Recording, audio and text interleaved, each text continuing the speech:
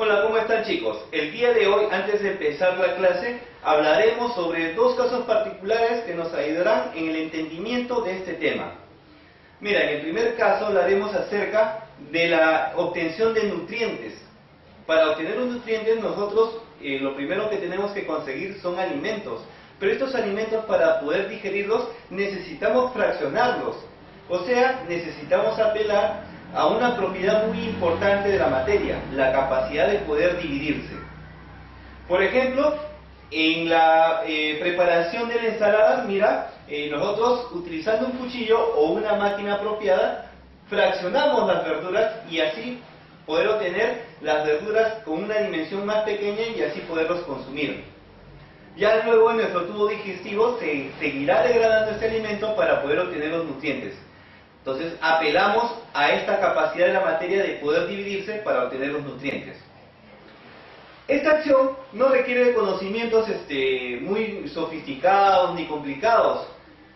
Basta con la experiencia nada más y el sentido común para poder obtener los nutrientes. En cambio, en el segundo caso, por ejemplo, si uno quisiera obtener cal, entonces tendría que saber primero dónde va a conseguir la cal. ¿De dónde lo puede obtener? Entonces, la cal, chicos, se obtiene a partir del carbonato de calcio. Y el carbonato de calcio no se encuentra de manera pura en la naturaleza, se encuentra en forma de piedra caliza. Entonces tenemos que saber dónde conseguir esta piedra caliza. La piedra caliza se encuentra en las canteras y las extraemos de ese lugar en forma de rocas muy grandes. Así que igual como pasó con los alimentos, necesitamos que se divida en porciones más pequeñas. Por eso los llevaremos a un lugar para que sean triturados. Luego de que sean triturados y tengamos pues piedras calizas muy diminutas, entonces será llevado a unos hornos para que en esos hornos, a partir de reacciones térmicas, se pueda este carbonato de calcio desdoblar en dióxido de carbono y en óxido de calcio. El óxido de calcio es la cal viva. Pero esta cal viva luego tendrá que ser llevado para que se reaccione con el agua y entonces se forme el hidróxido de calcio. Este hidróxido de calcio tiene una textura más fina, es como un polvo. Entonces, este polvo más fino luego es almacenado y por último es embolsado y transportado para su distribución. Mira cómo en ambos casos apelamos a esta capacidad maravillosa de la materia de poder dividirse o fraccionarse en porciones más pequeñas. Pero además hemos hecho uso de otra propiedad, la clasificación de la materia, porque tenemos que saber qué es lo que vamos a obtener en cada división que hagamos a esta materia. Entonces, el tema del día de hoy, chicos, justamente es división de la materia y clasificación de la materia. Entonces, empecemos con este tema. Bien, chicos, comencemos con división de la materia. Para poder entender esta parte del tema, lo primero que tenemos que saber es qué es un cuerpo. Un cuerpo es una porción limitada de materia. Por ejemplo, esta roca es un cuerpo. Si nosotros desearíamos obtener un componente en específico de dicho cuerpo, entonces tendríamos que dividirlo en partes, fracciones o trozos de menor dimensión hasta convertirlo en polvo. Algo parecido como sucedía cuando queríamos obtener los nutrientes de los alimentos, teníamos que fraccionarlos. Para poder convertir ese cuerpo en polvo, necesitamos utilizar algunos métodos de división. Esos métodos de división son métodos de tipo mecánico, como por ejemplo la trituración y la pulverización. Este polvo del cuerpo inicial contiene todos los componentes de dicho cuerpo, pero ya dije yo que quería un componente en específico. Entonces, para poder obtener ese componente en específico de ese polvo, voy a tener que utilizar métodos de separación de mezclas, como por ejemplo la decantación, la levigación, la filtración y otros métodos que más adelante vamos a ir conociendo. Entonces, tanto los métodos mecánicos como los métodos de separación de mezclas, todos ellos son procedimientos físicos en los cuales no se va a afectar las propiedades de cada uno de los componentes. Entonces, así voy a obtener uno de los componentes en específico. Pero ¿qué pasaría si ese componente en específico es un compuesto? O sea, una sustancia que está constituida por varios tipos de átomos, o sea, elementos. Y yo quiero obtener, además, un solo tipo de átomo, o sea, un elemento de ese compuesto. Entonces tendría que separarlo en sus constituyentes y así obtener ese elemento, o sea, átomos de un mismo tipo. Entonces ya no podría utilizar métodos o procedimientos de tipo físicos, sino que ahora utilizaría procedimientos de tipo químico, como por ejemplo la electrólisis, la pirrólisis, la fotólisis, la catálisis y otros procedimientos que también luego vamos a ir conociendo.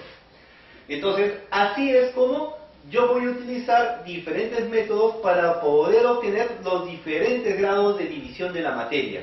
Tenemos que conocer cada uno de ellos. No te olvides, tenemos los procedimientos de tipo físicos en los cuales no se altera pues las propiedades de cada uno de los componentes del cuerpo inicial, y tenemos los procedimientos químicos. En estos procedimientos químicos sí se alteran las propiedades del compuesto, porque el compuesto tiene ciertas propiedades, pero sus componentes, o sea, los elementos de los cuales está constituido, tienen otras propiedades. Bien chicos, pasemos a la segunda parte. Bueno chicos, ahora sí, para poder interiorizar todos estos conocimientos, vamos a responder dos ejercicios sencillos sobre el tema de división de la materia. El primer ejercicio nos dice que completemos de manera coherente la siguiente frase. La pulverización es un método, espacio, de división de la materia. Pues bien, la palabra que completa de manera coherente esta frase sería mecánico, porque la pulverización es un método mecánico de división de la materia. En el ejercicio número 2 me pide que relacione los grados de división con los métodos a utilizar para obtener esos grados de división. Veamos los grados de división. Número 1 en romanos dice separar hidrógeno y oxígeno del agua. Número 2 en romanos, separar oro y ganga. 3 en romanos dice moler un mineral. Ahora veamos los métodos que puedo utilizar. Letra A, métodos de separación de mezclas. Letra B, métodos mecánicos. Y letra C, procedimientos químicos. Bueno, analicemos el número 1 en romanos. El número 1 en romanos dice separar hidrógeno y oxígeno de la molécula del agua. Bueno, como lo que tengo inicialmente es un compuesto y necesito separar los elementos que estaban unidos por enlaces químicos, entonces no puedo usar métodos de tipo físico, sino que tengo que utilizar procedimientos químicos.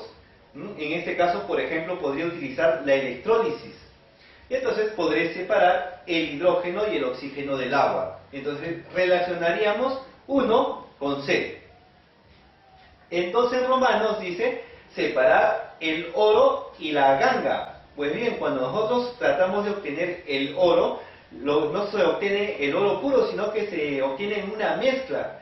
Y para poder separar esa mezcla de oro y ganga, entonces necesitaremos justamente métodos de separación de mezclas. Entonces relacionaremos 2 en romanos con A. En el tercer caso tenemos el moler un mineral. Pues el moler un mineral se trata de un procedimiento de tipo físico, en el cual utilizaremos, por ejemplo, la pulverización, o también podremos utilizar la trituración, y esos son métodos mecánicos. Por lo tanto, relacionaré 3 en romanos con B. Muy bien chicos, espero que se haya comprendido esta primera parte para poder pasar ahora sí a la segunda parte. Ahora sí chicos, hemos llegado a la segunda parte donde hablaremos acerca de la clasificación de la materia. Ya que hemos visto que al ir dividiendo pues, los cuerpos, vamos a ir obteniendo diferentes tipos de sustancias. Entonces tenemos que conocer dicha clasificación de la materia, porque a veces también es necesario conocer esto para saber qué tipo de métodos voy a utilizar para hacer la separación Bueno, en primer lugar, diremos que la materia se presenta ya sea como sustancia pura o como mezclas.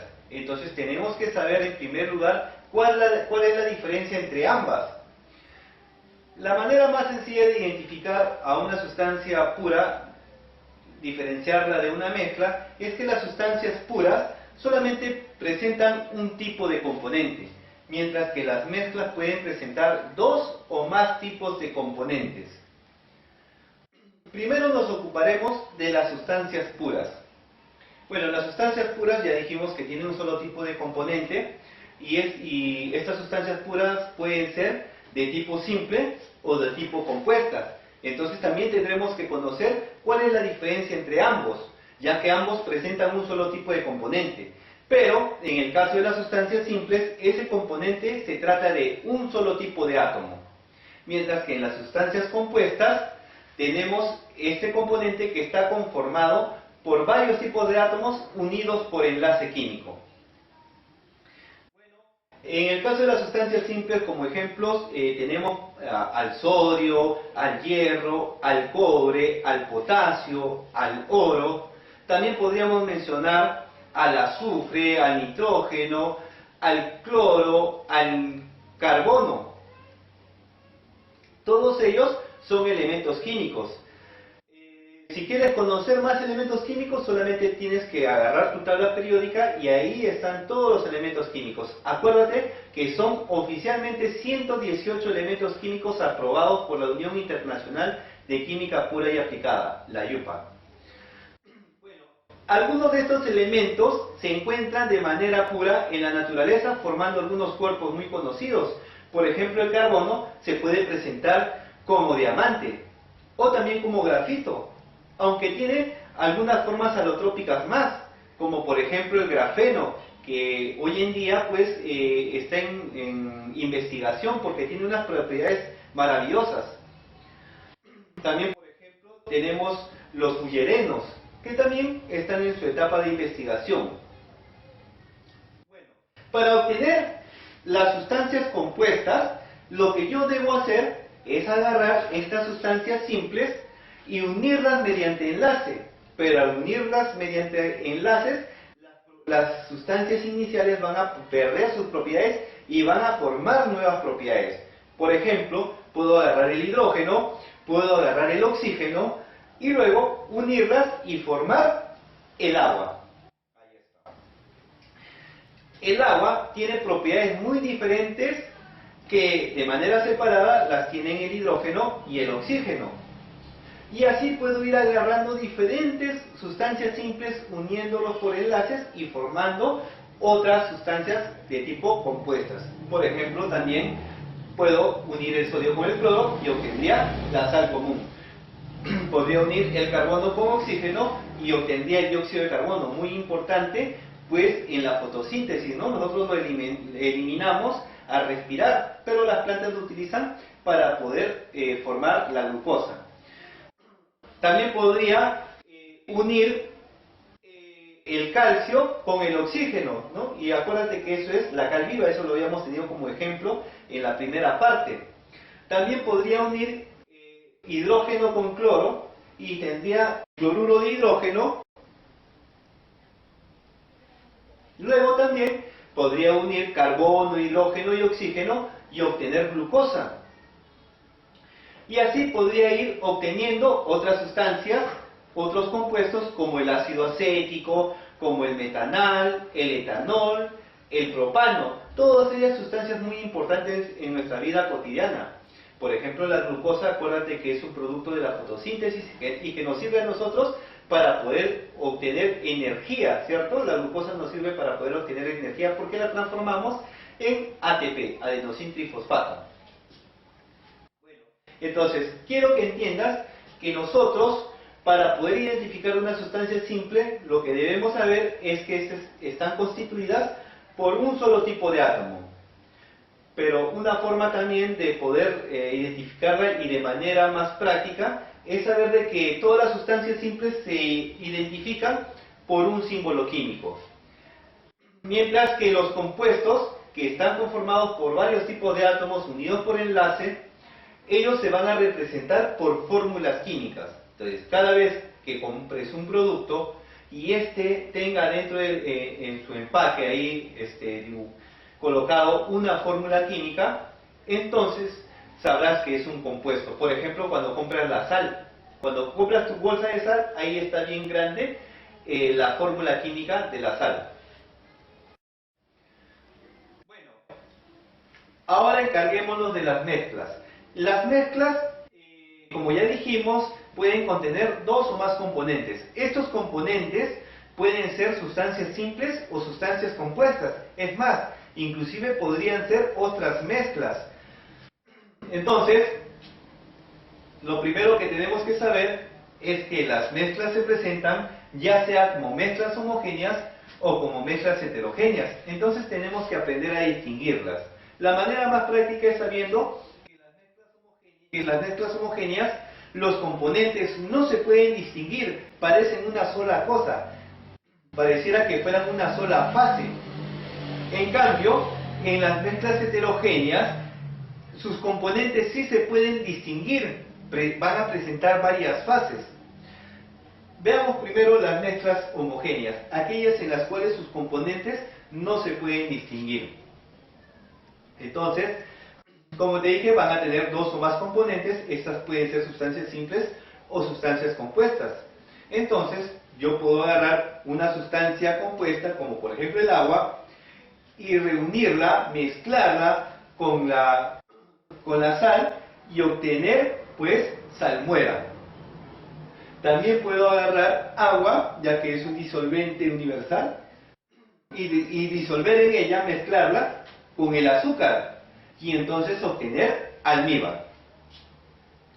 También podría yo utilizar el cloruro de hidrógeno, que está en forma de gas, disolverlo en agua y obtener ácido muriático. O también podría utilizar el agua para mezclarla con ácido acético y obtener, pues, el vinagre, ¿no?, muy utilizado en la cocina. Y así podría ir reuniendo diferentes tipos de sustancias simples y compuestas, como por ejemplo para obtener el gas doméstico. En el gas doméstico, ¿qué voy a utilizar? Mira, metano, el propano, también puede haber butano y otros alcanos de bajo peso molecular, y obtener el gas doméstico. Pero además podría, ya que este gas doméstico no tiene un olor, y si hubiera una fuga de gas no podría identificar esta fuga, entonces tendría que agregarle una sustancia que le proveyera de olor y así poder identificar la fuga. Y por lo general se utiliza el mercaptano, el cual pues le da el olor característico al gas doméstico. También podría mezclar, por ejemplo, sustancias simples como el hierro y el carbono y así obtener el acero, muy utilizado en la construcción. También podría mezclar el cobre y el estaño y así obtener el bronce, ¿no?, que muchas veces lo tenemos pues en las monedas. También podría hacer la mezcla de cobre y zinc y así obtener el latón. En todos estos ejemplos, chicos, no se puede distinguir a simple vista los componentes. El aire es un ejemplo muy claro de una mezcla homogénea. El aire está conformado por dióxido de carbono, por oxígeno, nitrógeno, argón, polvo atmosférico, etc. Pero sin embargo yo no puedo visualizar de manera directa estos componentes. Así de que pareciera que fuera una sola cosa. Tiene una sola fase y por lo tanto el aire es una mezcla de tipo homogénea. Ahora, en el caso de las mezclas homogéneas, ellos también pueden adoptar otro nombre. A ellas también se les llama soluciones. Bueno, ahora sí encarguémonos pues de las mezclas heterogéneas. Ellas también contienen dos o más tipos de componentes y estos componentes pueden ser sustancias simples, sustancias compuestas, pueden ser también otras mezclas. Y ellas se pueden presentar de tres formas. Mira, tenemos los agregados, tenemos las suspensiones y tenemos los coloides. En el caso de los agregados, para poder distinguirlas de las suspensiones y coloides, tenemos que saber que sus componentes tienen dimensiones un poco grandes y se pueden distinguir a simple vista. Un ejemplo de ello es la mezcla de agua, cemento, arena, también puede ser piedras, los cuales al mezclarse forman el concreto. En el concreto es fácil distinguir sus componentes porque tienen dimensiones grandes.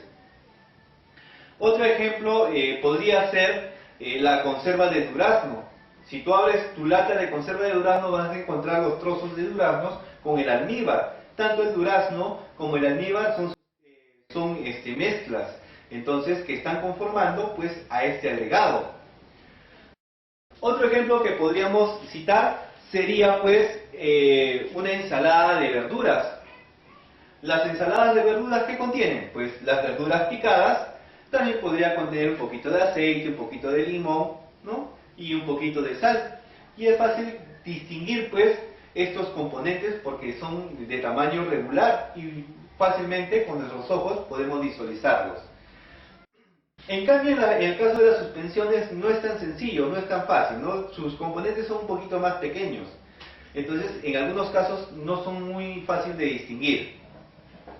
Un ejemplo de suspensión muy conocido, pues, es el jugo de frutas. En el jugo de frutas tenemos pues la fruta licuada con agua. También puede contener azúcar y no es tan fácil distinguir estas frutas, pero al menos sí podríamos distinguir el agua del zumo de las frutas. Sobre todo porque las suspensiones tienen una propiedad muy importante. Ellos, después de pasado un corto periodo de tiempo, suelen pues sedimentar sus solutos. Entonces la fruta que está licuada se suele colocar en la parte inferior del recipiente y el líquido en la parte superior, entonces es fácil distinguirlo. Entonces, en el caso de las suspensiones, los solutos, ¿no?